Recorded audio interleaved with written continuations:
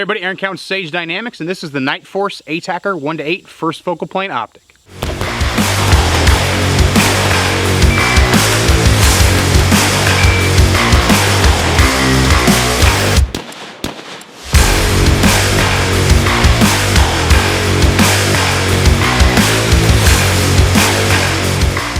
As far as brand history goes, I'm still relatively new to Nightforce as an optic that I use. Decades ago, couldn't really afford Nightforce. Not because I didn't want it, just because I literally couldn't afford it. It wasn't in the budget. So I used other brands that provided benchmark baseline quality, but didn't necessarily give me the experience that I would like to have with Nightforce. Earlier this year, I checked out Nightforce's NX8, the 1:8 optic they released at the same time as the ATACR. And of course, some of the questions were asked out there is, well, why release two versions? Because they do different things. Because they do different things, they have different prices and slightly different features because they're maybe have a slightly different intent in mind.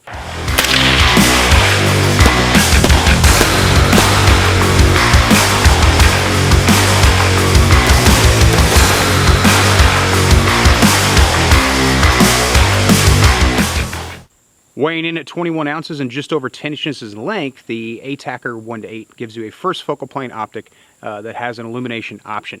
Now, being first focal plane, the reticle is going to be in relation to the magnification distance. So if you're not familiar with the first focal plane, a second focal plane reticle stays fixed. So if you're going to use it to judge distance, you have to know on what magnification it is accurate within relation to the magnification. Whereas on a first focal plane, you can theoretically use the reticle to range and maintain relation to the distance of the target on any magnification setting.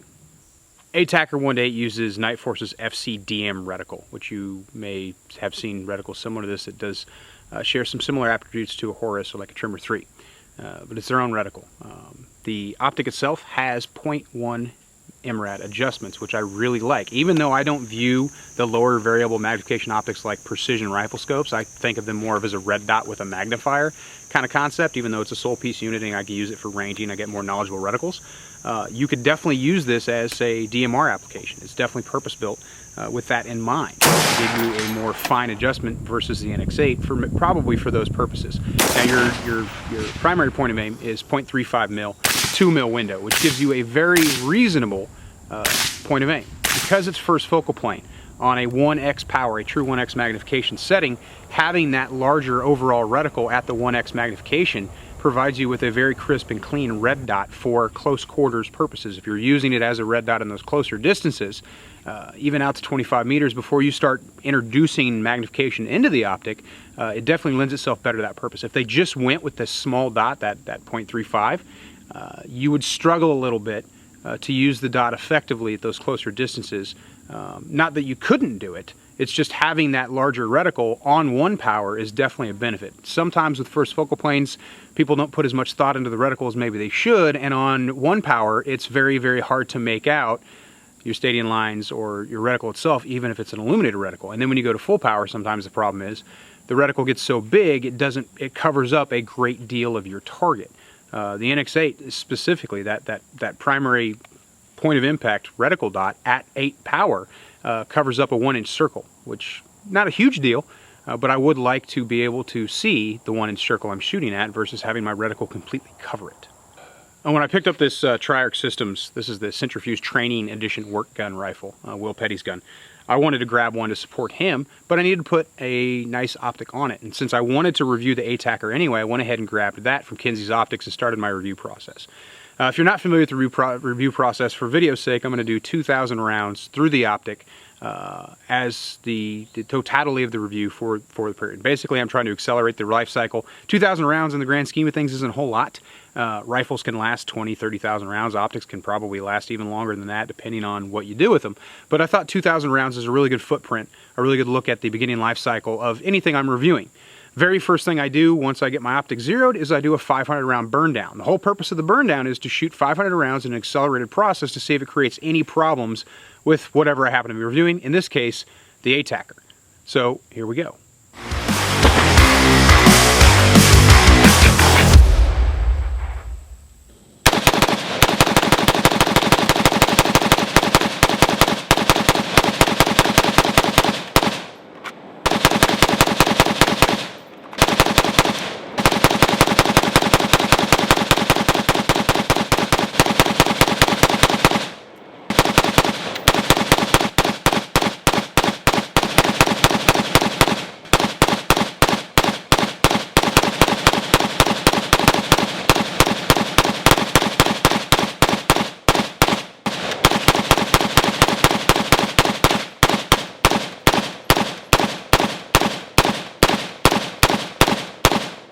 500 rounds in just under 4 minutes, no issues experienced with the ATACR, which I didn't expect anything. Again, it's a scope, so 500 rounds, even at accelerated pace, isn't necessarily going to create any problems. What I'm specifically looking for with optics when I do the burn down isn't necessarily a failure to occur, because if a failure occurs on 500 rounds in an accelerated rate, then the optic is just not a very quality optic.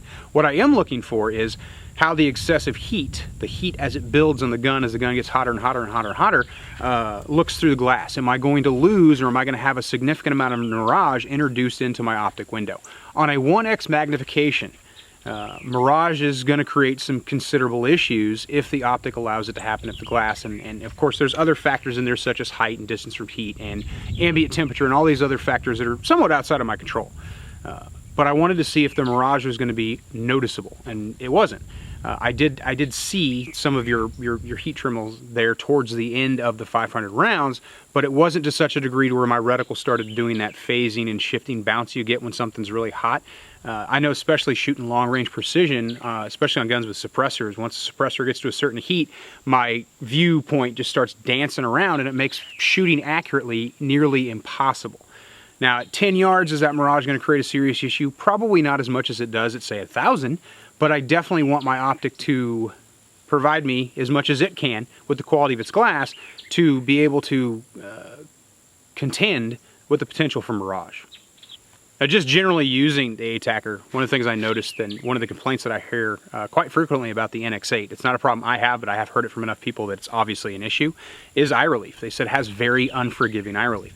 I was pleasantly surprised to find out that with the ATACR, that's not really an issue. Just based on the mounting position I have it mounted right now, I can get 3 stock positions forward or back from my traditional position without losing or without having eye box issues such as scope shadow, too close, too far away, anything like that. So the eye relief on the ATACR is way more forgiving.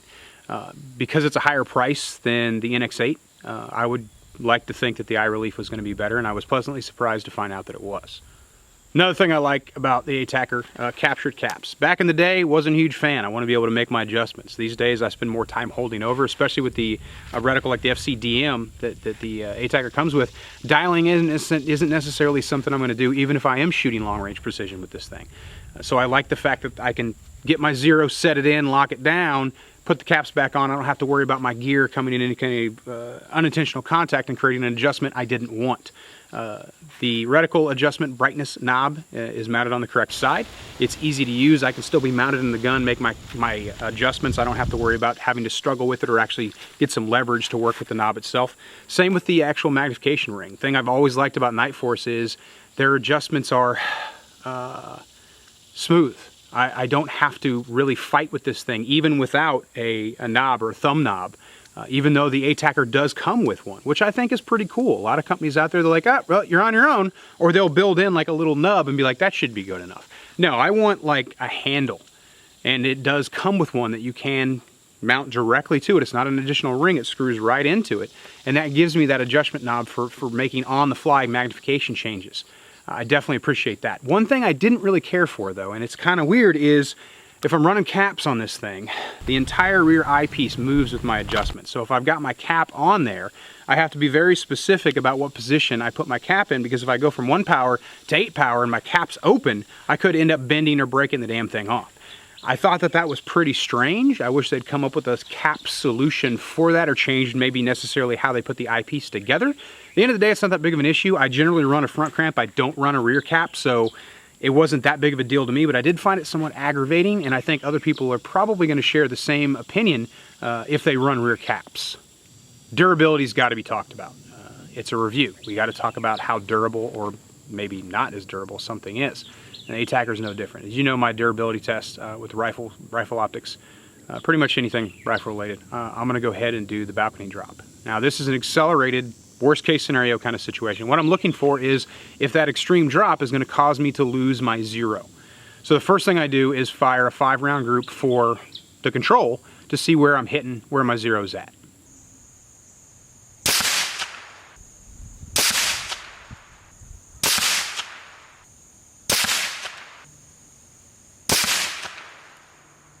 Next up, the drop.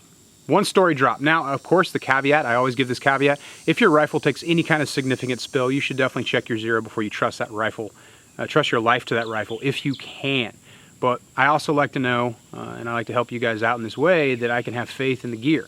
Hopefully you don't, for some people, you can't just go out and do something like this to your optic.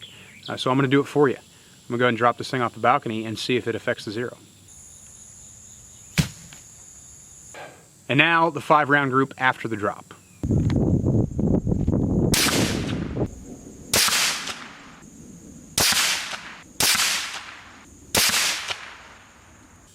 Nearly identical groups on a one-way gun. The drop did not cause any issues whatsoever that I'm aware of with the optic. It maintained zero as far as I can tell, which I kind of expected. It's a Nightforce, and some people say, oh, well, you're just paying for the name. No, there's a lot of quality and a lot of innovation that comes out of Nightforce's designs. The thing that I appreciated most about the ATACR, and I get this from other scopes, but this is the thing I appreciated most about it in the review process, is everything was very unobtrusive. It's 21 ounces, so there's some weight there, but it's not so much weight that I notice it. I do recognize it is 10 inches long, so I have to be a little bit more particular with the mounting of it, especially on an AR platform. I don't want to bridge onto that receiver. So you're pretty much destined to use some kind of Scout-style mounting system for it, which Nightforce makes and a bunch of other great companies out there make. So that's an option for as far as mounting goes. The knobs are unobtrusive. When I'm in the window, I don't see my knobs. I don't have anything blocking my peripheral vision as I'm shooting the rifle. The adjustments are intuitive and easy to make. I didn't really experience any particular issues with the optic whatsoever. At the end of the day, there's not anything greatly complicated about scope technology. It's something that magnifies. It's got a reticle. Having an illuminated reticle is an additional concern, of course, and that factors in people to start worrying about battery life and inadvertently turning their optic on when they don't want to. And that's something that could be possible with the ATACR because that illumination knob is so easy to adjust. That could work inadvertently against you if it rubs up against gear or it's bouncing around in the trunk or wherever you happen to store your rifle. So it's something you need to be conscious of, you need to check on because there's no way to lock that out. So that I would like to see maybe a lockout feature. But overall, it's a great scope. I love the reticle. The reticle is intuitive, it's easy to use, and with 1 MRAD adjustments, if I wanted to use this for precision shooting, I can do it. It's still not going to be as purpose-built as, say, just your general precision rifle reticle with your precision rifle adjustments, but an 8 power is going to get you out there, and especially for practical self-defense purposes, which I think pretty much what the scope was, what they had in mind when they designed it was for law enforcement military applications. It's definitely going to be able to give you that positive identification you need at those increased distances and give you a reticle and adjustments fine enough to make the corrections you need. There's nothing more aggravating in the world than having a high power magnification optic and only having half MOA equivalent adjustments to zero it. So zero could be just close enough, but then you go 1 click and you're like, okay, now it's not zeroed. It's floating in the middle, and that's always aggravating. So being able to make those finer adjustments on a 1 to 8, I think is awesome because a lot of your low variable power magnification optics out there have half MOA or 0.5 MRAD or 0.3 MRAD adjustments. To me, that's just not cool.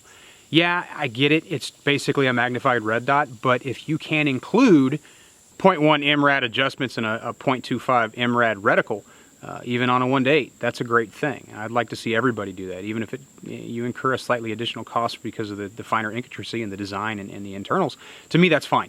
I'd like to be able to do it just so I have the option. I don't like someone taking that option away from me needlessly. So I'm glad that Nightforce produced a 1 to 8 with that in mind and with those features.